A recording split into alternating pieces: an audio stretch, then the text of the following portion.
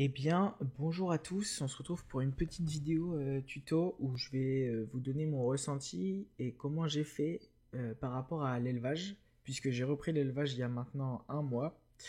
Et ce qui s'est passé, c'est que je suis parti avec 250 dragodindes que j'ai acheté, level 1, avec aucun stat. Donc du coup, on va dire que l'aide que je vais vous apporter sera vraiment plus définie sur comment j'ai mis en place cet élevage, puisque vous allez voir, ça met du temps à se mettre en place.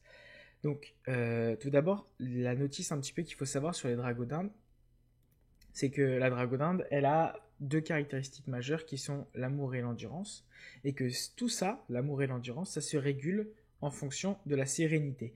Et le phénomène qui va être le plus important, ça va être cette gestion de la sérénité, et pour ça, il y a des objets d'élevage qui permettent de gérer ça. On en reviendra après. Euh, voilà, donc ça, c'est les trucs les plus importants de la dragodinde. Ce qu'il faut également savoir, c'est qu'il y a des dragodindes qui ont des spécificités. Je dois en avoir là quelques-unes, voilà, amoureuses, camées, endurantes, etc. Dites-vous que si vous faites de l'élevage intensif d'une dragodinde comme la dragodinde prune actuellement, vous vous en foutez de tout, sauf de repro, la capacité reproductrice, donc celle-là, qui vous permet d'avoir un bébé supplémentaire quoi qu'il arrive lors de la prochaine ponte, si la dragodinde est femelle. Là, on voit qu'elle est mâle.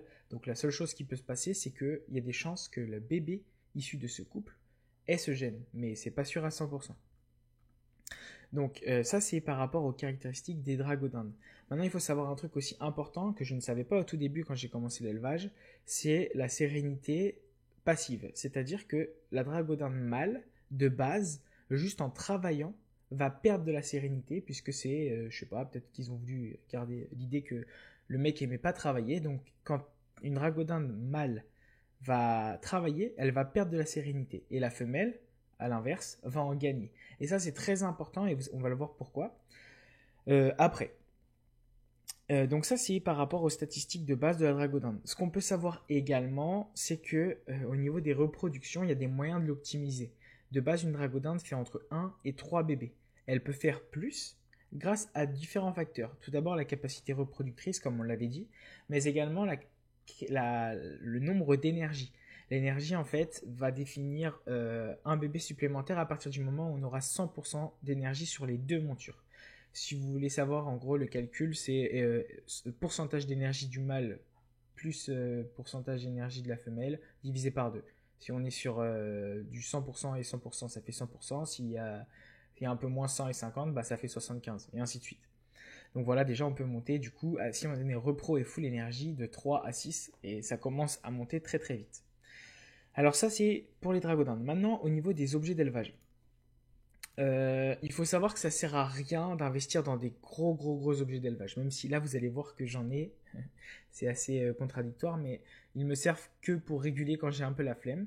Euh, Au niveau de la rentabilité pépite investissement, pour moi, je conseille les Dracofest de XL2. Ça a une efficacité que de 90, mais ça fait le taf. Franchement, ça fait énormément le taf. Voilà. Ensuite, les mangeoires, je prends des mangeoires de Carnosaur. C'est pareil, là, on peut prendre n'importe quoi, mais moi je préfère les Carnosaures parce que pareil, sur mon serveur, sur Hush, la rentabilité pépite objet au concassage est rentable. Au niveau des foudroyeurs, je prends des foudroyeurs de Ben le Ripat. Donc au niveau de l'efficacité, je crois qu'on est sur du 90 aussi. Non, 70. 70, et ça fait le taf. Et donc voilà au niveau des objets de base. Et ensuite, au niveau de la gestion de la sérénité, je prends des baffeurs de Canigrola et des caresseurs de Nilesa.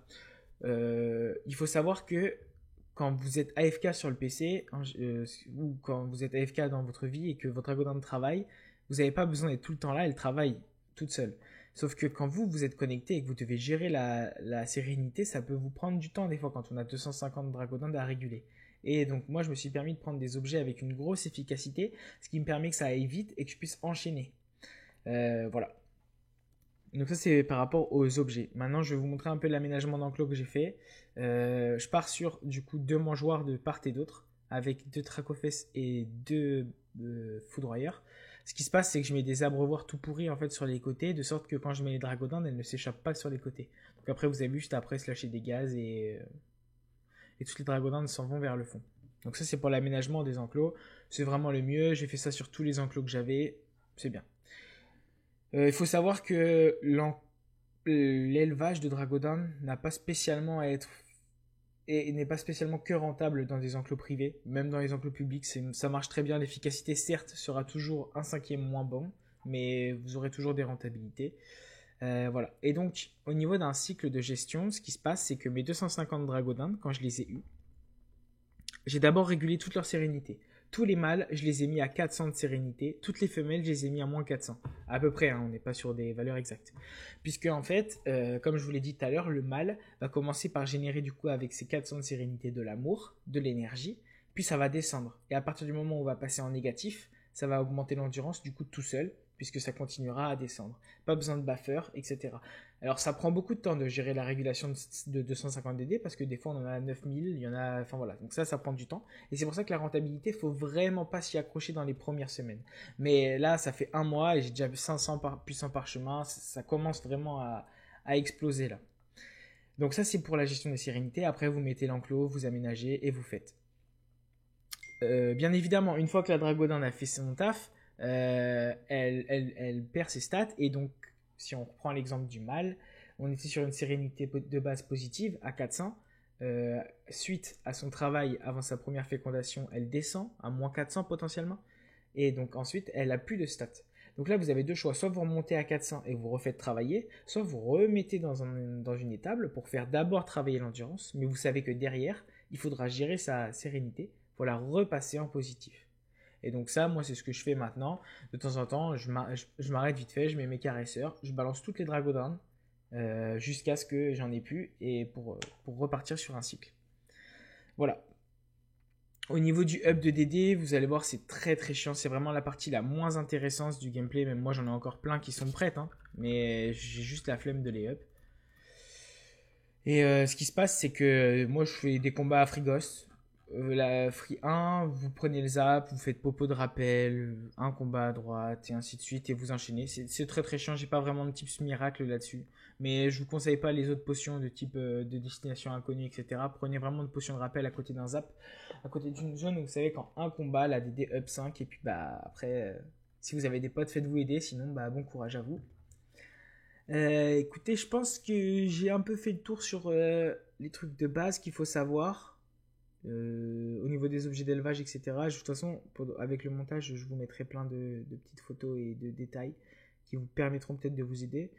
N'hésitez pas à me poser des questions dans l'espace commentaire et puis sinon, bah, rejoignez-moi sur Twitch, les gars.